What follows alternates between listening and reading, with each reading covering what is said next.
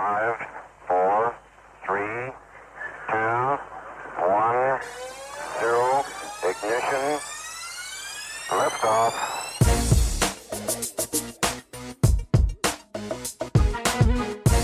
You're listening to the GHT Overland podcast.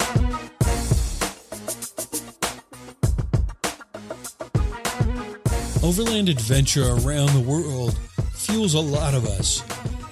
You know, the people, the culture, or the awesome sights of Mother Nature, which is what this podcast is all about. But what do you do when something goes wrong?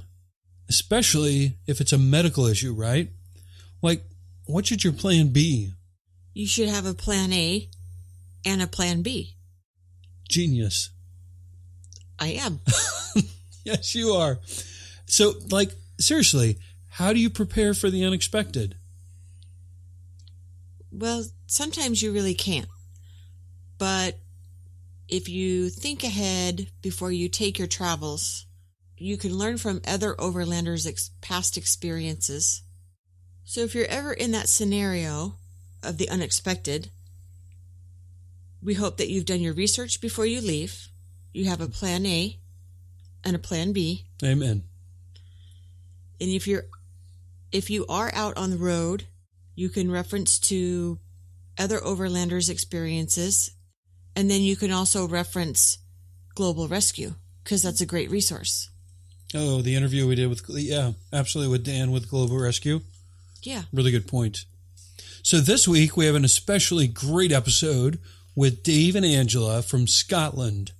Many of you know of them as Polaris Overland.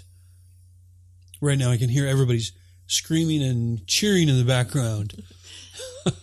This two-part interview with them is really a powerful two-part episode. Their experience, their enthusiasm, and the amount of experience they share is probably going to be a couple episodes you're going to want to put on repeat and reference to frequently, especially when you start planning your trip or your next trip. So mark this one down along with their show notes page. All the information is in there. And then obviously you want to share that with your friends so that they can go into their trips and start dreaming and planning of overland travel like Dave and Angela have done.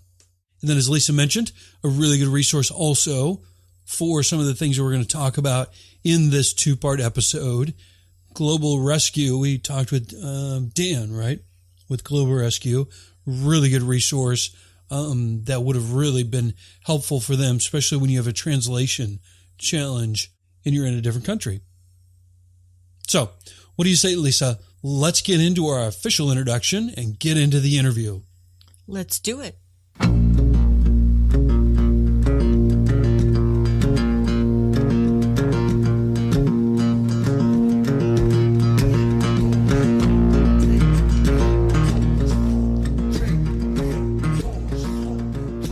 Welcome. Thank you for joining us on the GHT Overland podcast. This is where you get the greatest interviews and insights from overland travelers around the globe, learning from their stories and experiences as we interview overlanders from places like Australia, Africa, the Americas, Portugal, and today Aberdeen, Scotland. You will learn the basics to the advanced in overlanding, so buckle up and get ready for a new adventure. I'm Chris. And I'm Lisa. Today's featured guests are Dave and Angela with Polaris Overland. Tackling overland trips since 2013, Dave and Angela just returned from a 200-day overland trip through 26 countries, going just over 24,000 miles in their Land Rover Defender. Today we are humbled to have them join us to learn from their experiences and stories of overland travel. So, without further ado, welcome to the podcast, guys. Thank you. Thanks. And thank you for having us. It's great. Yeah, it's good. Yeah, absolutely. We're humbled that you've joined us today, and we really appreciate you taking the time. So, fill us in on any blanks we may have missed in that intro, and tell us a little bit more about your backgrounds before overlanding.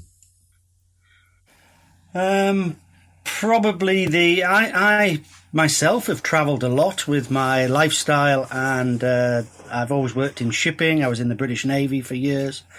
But what I found with travelling the way I did, you never really meet the real people or see the real countries. Most of what I saw was usually shipyards and airports. So the overland style was something that we wanted to do because we wanted to go out and actually meet people in the flesh, get to see the real country as well, rather than just the so much the touristy parts and the not so nice parts of the country. And for me, I was a mother and I brought up children, and then we used to go camping and things like that with our staff. And then later on, we moved over to Cyprus. We did a lot of travelling around Cyprus, explored it all, and we really enjoyed it. We enjoyed meeting the people, and we spoke about doing overlanding and travelling to more places, and that was really what we were about doing, really. I think the seed for overlanding was first sown. I was working offshore in Namibia, and I used to fly through the Skeleton Coast in a helicopter going out to the rig. And I always said in my head I wanted to go back there and drive the Skeleton Coast at some point in my life. And a few years ago, the first, I would say, exotic trip that we did, where we did some driving and overlanding, was we flew down to Namibia, and we spent a few weeks where we hired basically a pickup with a roof tent on it, and we travelled around Namibia for a few weeks, and that, both of us absolutely adored that. That was the first holiday we'd actually been on where we would like to have done it all over again, whereas usually after a couple of weeks away, you're thinking, yeah, it's nice to get home now. So we did enjoy that. We would did definitely enjoy go back and do that again. Yeah, that must have been a great trip. It was, definitely. To be driving along and just have, I don't know, a herd of elephants just walk across the road right in front of you is just crazy. It's you can't believe it. You're just gobsmacked and awestruck in the way it is there. So yeah, it was really, really good. Yeah, we did enjoy that. Okay, good. Now, it's always fascinating to us, the time difference, so we talk to a lot of our guests. So you are in Scotland. We are in Washington State. Today, what is it, Monday, about just after 8 o'clock in the morning. Remind me, what time is it for you? It's 4:10 in the late afternoon, so... That's great. What's the weather like today for you? Cloudy. Cloudy, dry, but for a change, but it is cold and getting colder. Yeah, is that typical Scotland weather for you Typical this time Scotland. of year? This time of year, Well, yeah. usually it's not dry as well, so... Oh, so that's nice. We're getting huh? a better day today. That's good. Okay, very good. So tell us what inspired overland travel for you. Again, that goes back, for me, it was Namibia and some of the countries I've been to in my working life that I just wanted to go back and see a bit more of. You've got places like Angola that I've been to some of the worst places there. Luanda is not exactly the nicest place on earth. But then I've spoken to people who've said if you go inland from Luanda, Angola is meant to be an absolutely beautiful and stunning country to go and visit. And it's too often that you don't get to see these places. Okay, so once you guys decided overlanding was something you were going to do, and you did that, you were at the Skeleton Coast, and you kind of decided this would be really great to get in and explore these places much closer by driving through. How long was it before you actually left on your first trip? I would say probably about 4 years, to be honest. We had the vehicle, or we got the vehicle fairly quickly, and then we proceeded to start modifying it, and it's evolved over the years. The Land Rover we have now is actually the very first overlanding specific vehicle that we've had, but it's evolved from being a basic Land Rover to last year we did a 23,000 mile, 8-month trip that was taking a trailer that I'd modified. For Mongolia, it's evolved again to being just the Land Rover on its own, but then we fitted things out in there and changed things. So it's kind of grown all the way from there. But probably 4 or 5 years to get ourselves in a financial position to be able to do it as well. Okay. So give us a little more detail on the Land Rover that you've got and any name that you may have given it. It's a 2001 Land Rover Defender. It's a 90, so it's the shorter wheelbase version. It's a Tomb Raider special edition. There was a certain number that were made after the movie Tomb Raider came out, and this is one of those. 250 were made. 150 of them were the long base, and 100 were the short wheelbase, which is the one that we've got. We call it Wilson. And the reason we picked Wilson is one of the parts played in the Tomb Raider movie is a guy called Wilson who's played by a typical English cad called Leslie Phillips, who's sadly now passed on. But he always played the part of a cad, and being a defender, being British, and it's always breaking down and things like that, we decided that was an apt name for it. That's great. Okay. What is that one thing you value the most, either on or in your vehicle? I like the fridge. I must have a fridge. Obviously, at the end of the day, when we stop, we do like to sit down and have a beer or a wine, or just generally to have all your food. It's still fresh. So for me, the fridge is quite important. Which fridge do you guys use? It's a Webasto one, a built-in fridge, this is a new one we got as part of fitting out, which we did last year before we did the Mongolia trip. And it's pretty good. It certainly keeps the beer nice and cold, that's for sure, which, that's as important. much as we enjoy the overlanding and the driving and everything else, it's also about in the evening, you want to relax, you want to chill out. So the opportunity to sit and have a cold beer and just enjoy the sunsets or whatever is usually really good, especially in the more warm countries that we've been to. And what's the size of the fridge that you've got? Oh, it's a 60-litre, I think. It's a 60-litre fridge is the one we've got. And there's a small freezer compartment.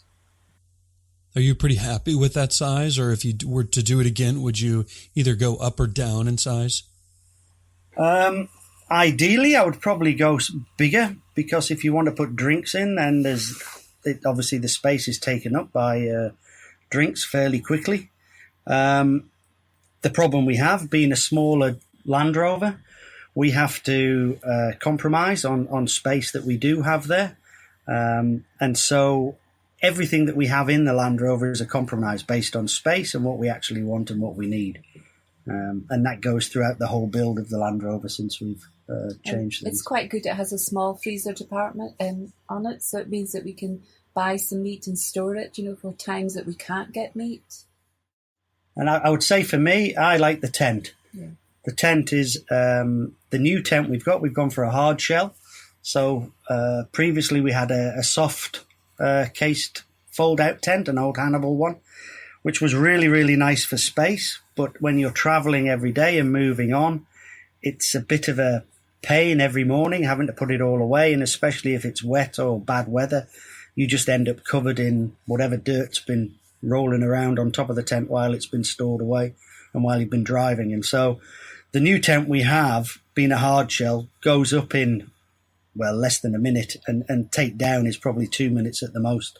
So it makes life much easier, and the daily chore of having to do that is so much easier to deal with. And we can store the bedding inside it, which makes a big difference. Yeah, we store everything inside, so we don't have to keep taking bedding out or pillows out or anything else. So it works really good. Okay. And are you much happier with that setup compared to when you had the trailer as well? Do you find it just easier after you've kind of pared down all the things that that weren't essential? We found with the trailer worked really well for our trip last year because it was mostly all around Europe. And the trailer's nice. If you're in Europe, you can stop at a campsite. You can park up, you can leave your trailer, and then you can go off and explore in just the Land Rover. For a trip to Mongolia, that's not really the kind of trip it's going to be, and you tend to be moving on a lot more. We liked the setup with the trailer. It ended up that we carried far more than what we actually needed. Too much. And the extra costs, obviously fuel economy goes up in that sense. and everything else. But as far as setting up as a camp, the camp was far better with the trailer. Yeah.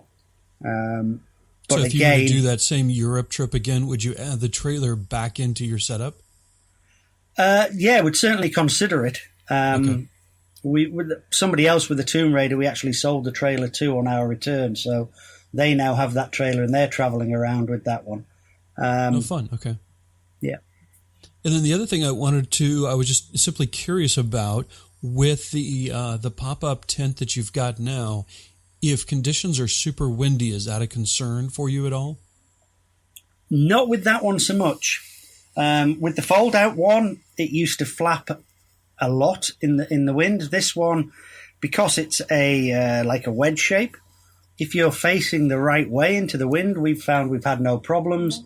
Because of the gas struts that hold it open, everything is held nice and taut, and so you don't have the same flapping noise that we got with the older tent as well. So apart from the space, everything about this new tent is definitely better, I think. Yeah, it's not as roomy as the previous one, because obviously your feet are narrow and then obviously your head, so it's not as roomy, but it's fine. It was compact and warm enough for us anyway. Yeah. Okay, very good. Anything you originally packed that you never used or removed from your overall setup?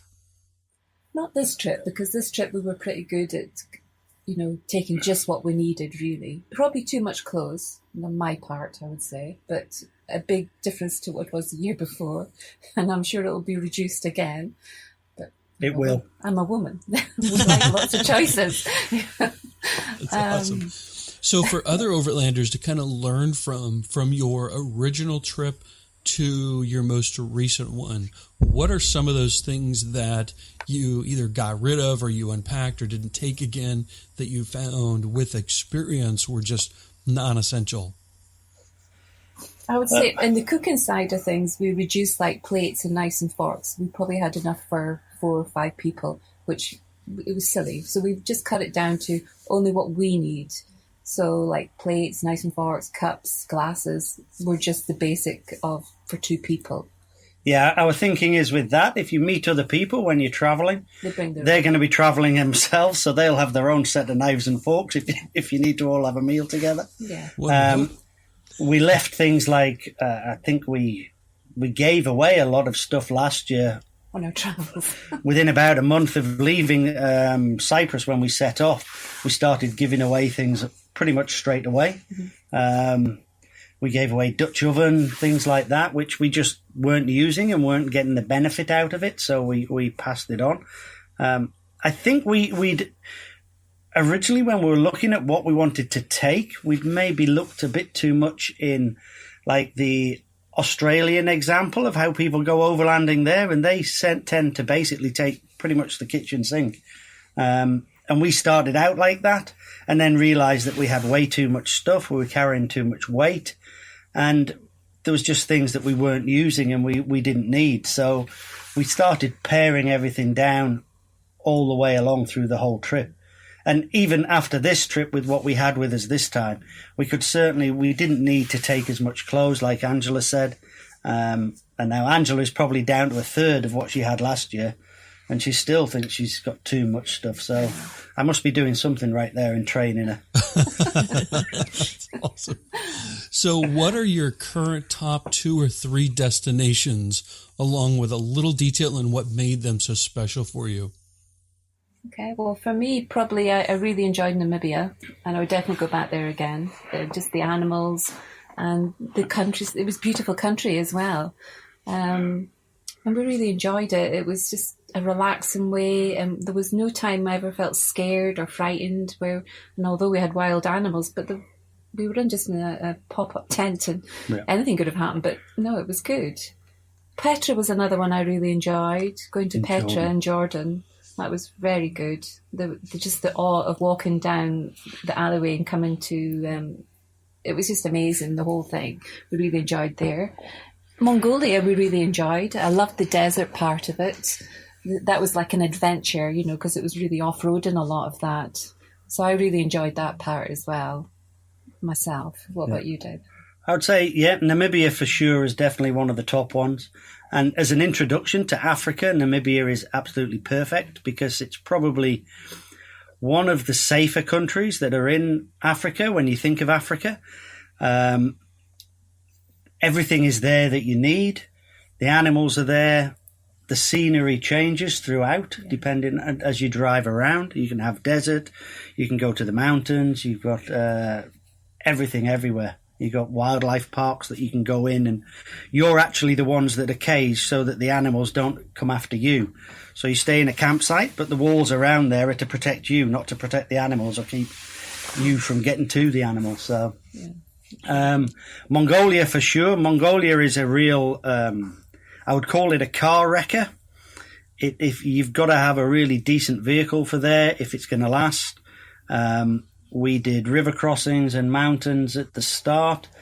Ulaanbaatar was really nice as a place to visit, just for somewhere we'd never been. And then driving the Gobi Desert was a real challenge. Some days, I think the worst day we had, we were driving for about 12, 14 hours and we made 100 miles at the most. Oh, wow. That's a long, tough day. Yeah, it was very it's a challenge on us and on the vehicle. And the other thing we did when we did that was we didn't really think ahead, and we did it on our own, where you can end up 3 or 4 days from anybody. There's no real roads, it's just tracks, and there's no guarantee those tracks are still in use. So we probably should have done it with somebody else, and if we were to do it again, we probably would, just for that extra safety factor, and for just in your own head, so you've got that extra bit of support.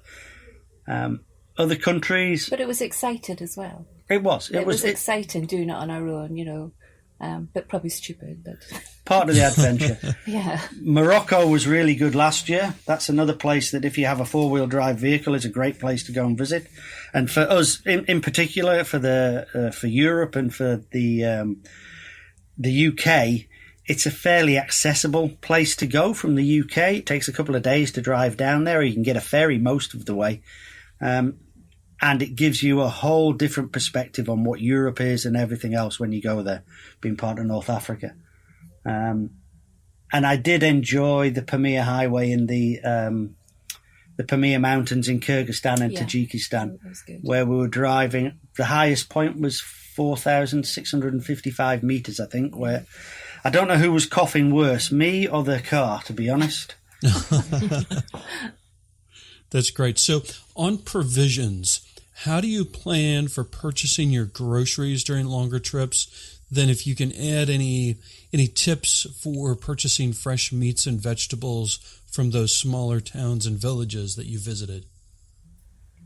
In the stands, you struggled to get meat you could have bought meat, but it wasn't desirable for me personally.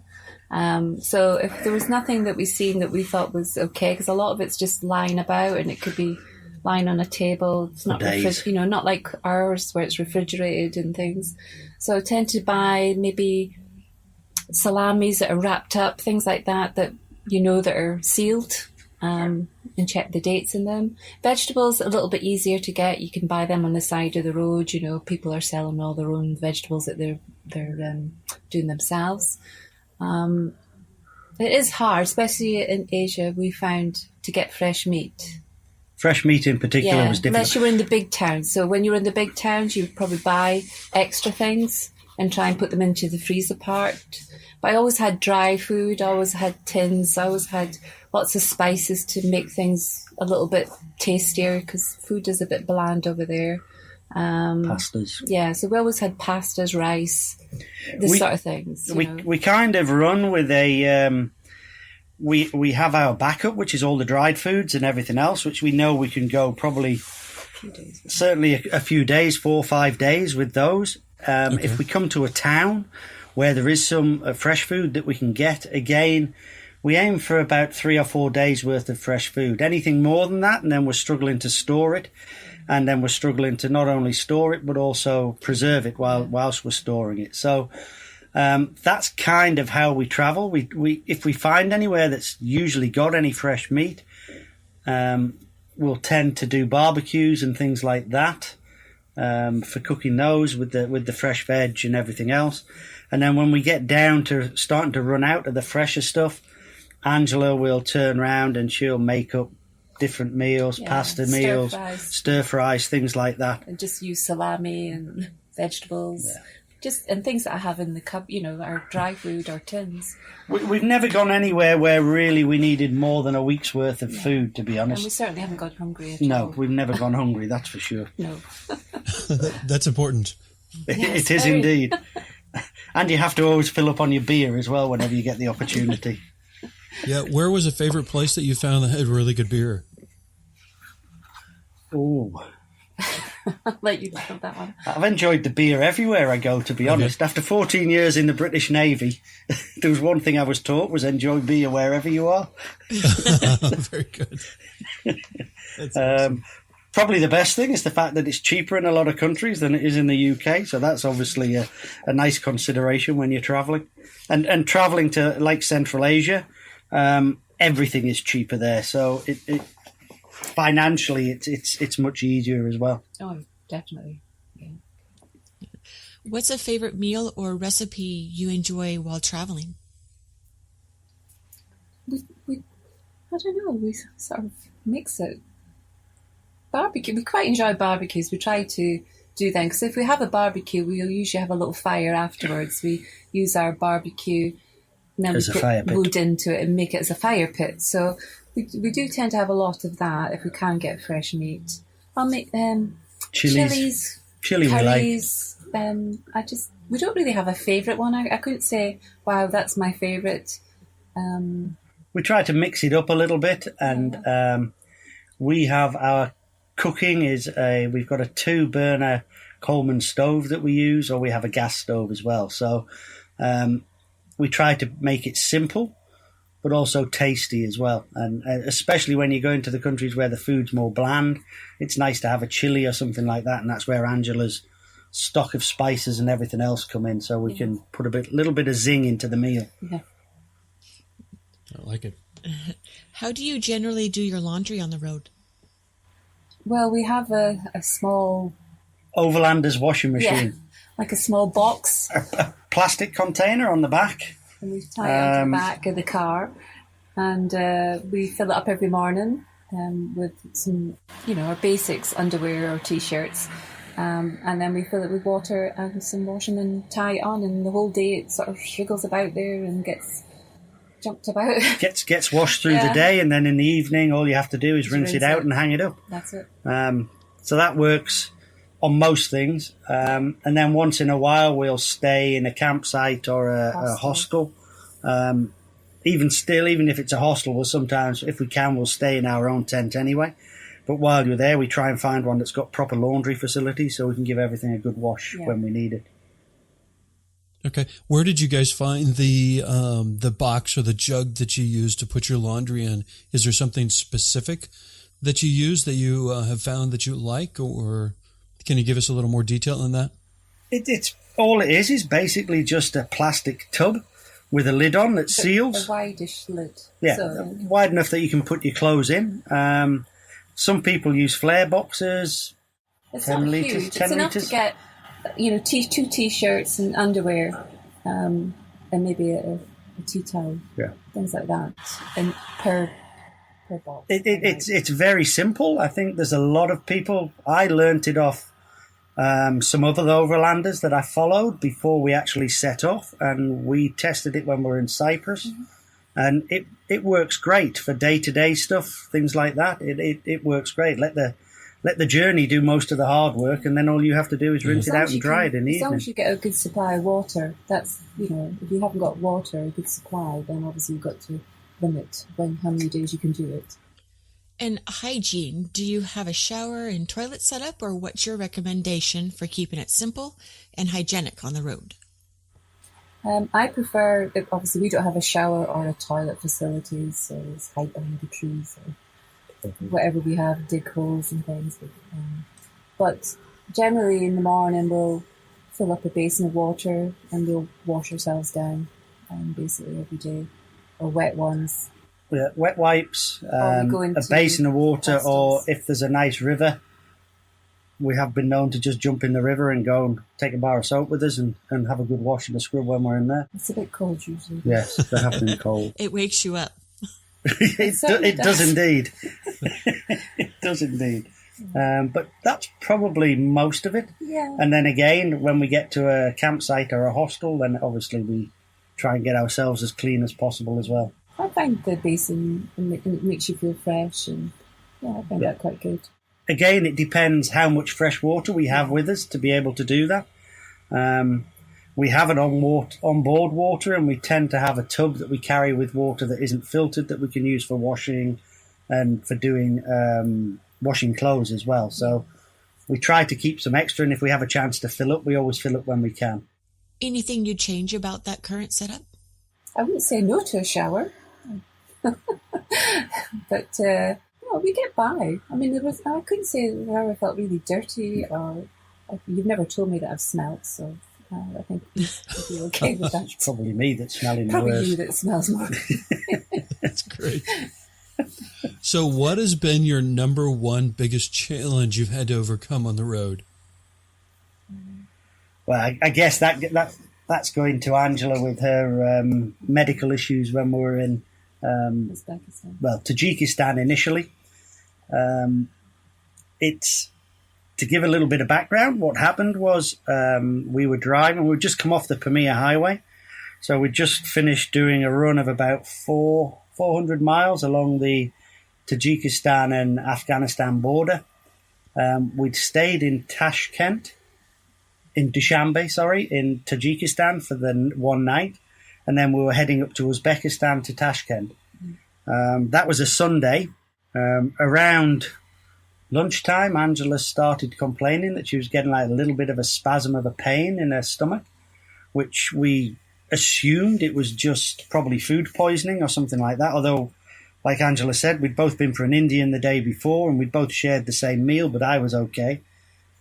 But that's what we thought. So as the day progressed, as we were driving to Tashkent, the pain got worse and worse until in the evening we decided to book into a hotel to make life a bit easier for Angela, still thinking at this point that it was food poisoning. Throughout the night, Angela really struggled. So in the morning, I went online to see if there was any clinics that we could go and see. And I also contacted our insurance to see if they had any recommendations. Being where we were, they couldn't really recommend anywhere, although they did say that had previous customers had been to one of the places that I'd found online. So that's where we went. Angela went in, she had some tests. They didn't think it was food poisoning. She was in tests all day. They said she certainly wasn't well enough to fly, because we had considered if it was going to be anything bad, we would fly her home to get any surgery or anything that was needed doing. From there, the clinic we were at was only a clinic that operated through the day. And That's excellent. it was very good. It was an international clinic and they spoke English, which really helped. But they couldn't look after Angela overnight. So for the first night, or for that night, they had her taken to the local state hospital, which, with all respect to the people in Uzbekistan, the state hospital was very grim, to say the least. Yeah. We're talking something like from the 1950s or something like that. Angela stayed in overnight, and they did more tests, mostly the same tests that had been done through the day. And in the morning, when I got to come back in, they asked us what we wanted to do. So we asked what the options were, and they said, well, you can leave or you can stay. So I actually asked 3 times if Angela was fit to fly. And each time I was told, yes, she could fly. So then they discharged us. I contacted my insurance, but because of the time difference, there was no doctors available for me to speak to. So I went ahead and booked a flight for Angela. And then later on in the day, a couple of hours before we were due to go and get the flight, I managed to get hold of one of the doctors in the UK from the insurance, and they weren't comfortable with her flying. So she went back for more tests to the original clinic, where they did more tests so that they could see what was going on. And they then turned around and said, no, Angela wasn't fit to fly. In fact, she was getting worse. And the doctor that was there went above and beyond to try and find somewhere else for Angela to go. They were embarrassed about what happened at the state hospital. And at 9 o'clock in the evening, the doctor found a private hospital that was willing to see Angela to see if they would take her. So the doctor drove Angela around in his own car. Akfa Medline was the hospital that we went to. And they had a look at Angela. And by 1 o'clock in the morning, Angela was in for surgery. And she went in for, it was around about 4 hours of surgery. And ultimately, they removed 70 centimetres of your lower bowel. Yeah. So it wasn't by any means a small operation. And from the original symptoms to when she actually had the surgery was less than 60 hours. So it came on really quick. May seem strange, but we think we were lucky. If it had happened 3 or 4 days before, when we're in the Pamir Highway, it could have very well been a completely different outcome. We were lucky that where we were had somewhere, and we were lucky that we found a clinic with a really good doctor who helped us out. Otherwise, the outcome could have been far worse. Yeah, and how are you feeling today, Angela? Like, how long ago was that? I had the operation on the 5th of September, and I got flown back to Scotland on the 24th of September. And yeah, I'm feeling a lot better. I'm still not 100%. It's going to take a little while just to recover. But no, I feel a lot better, definitely. Okay, and just for contents, that was roughly, about 2 months ago?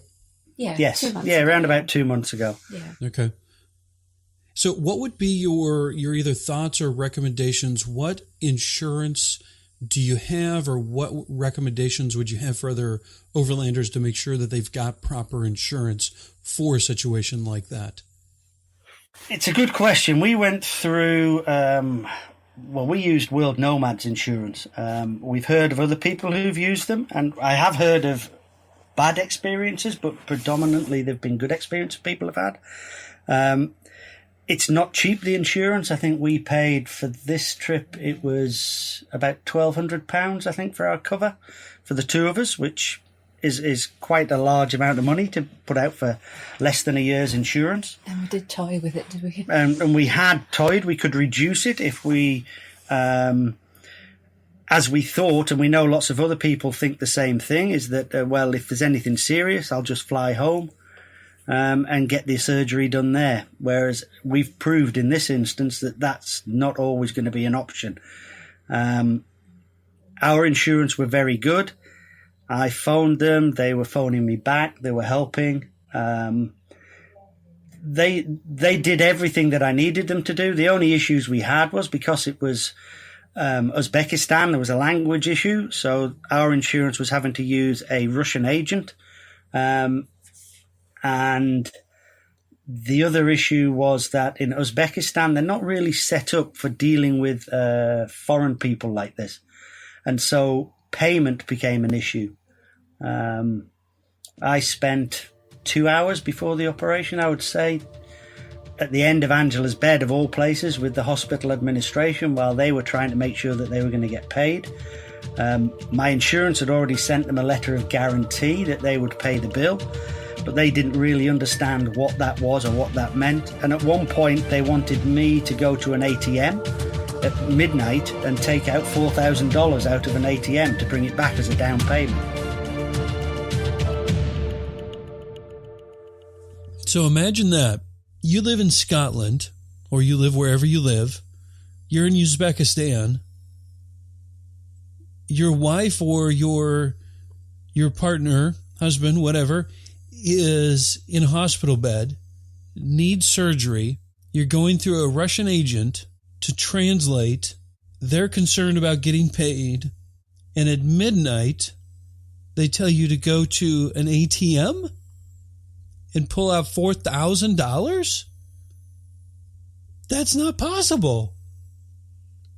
Wow. Wow. I cannot imagine the level of stress that they went through. Like during that moment.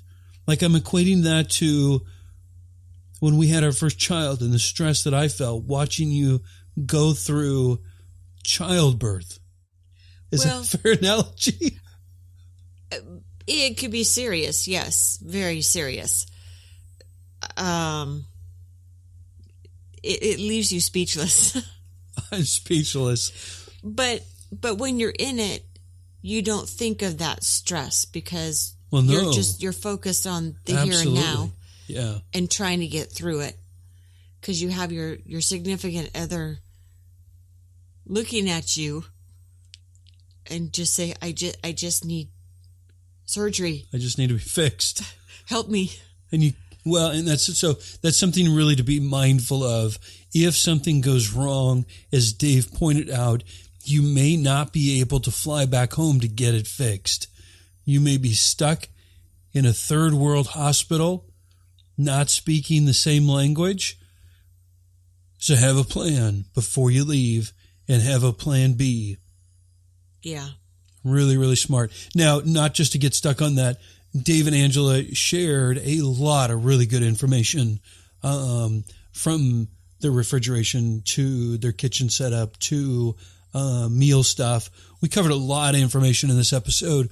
We are going to cover a lot more information in part 2. So we're going to let you recover for a week. And then emotionally you'll be back into it, and we will be back next Thursday with part 2. So thank you for listening to the GHT Overland podcast with Polaris Overland. Our interview with Polaris Overland is our longer format interview, so we split these into 2 episodes for your downloading pleasure. Don't worry, new episodes are released each Thursday. Yep, and in next week's episode, we talk about border crossings, navigation, communication, and quite frankly, quite a bit more with Dave and Angela. So be sure and tune into that. It is a good idea to tune in and visit the show notes page on our website at ghteoverland.com/podcasts. Select the Polaris Overland episode. All the details and helpful links are already there for you. Correcto mundo. And remember, feel free to send any questions, suggestions, and feedback to ghteoverlandpodcast@gmail.com. And we've gotten a few. Thank you for sending those in. We are listening.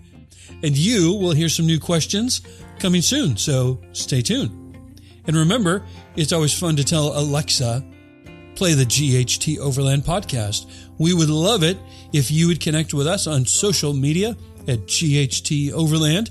Be sure to share the episode with your friends, family, anybody you come across on the streets. Overland travel is all about meeting new friends, seeing the most amazing places on Earth, and of course, new food and new drinks. I see you're enjoying a gin and tonic there. Yes, I am. So if you have a favorite drink or food recipe for overlanding, we'd love to feature it and you. Send them to ghteoverlandpodcast@gmail.com. Before you race off, it would mean the world to us if you'd rate and review the podcast, give GHT Overland a little iTunes love so we can reach as many overlanders as possible. Thank you, and we will see you next Thursday for part 2 of the GHT Overland podcast with Polaris Overland. Bye.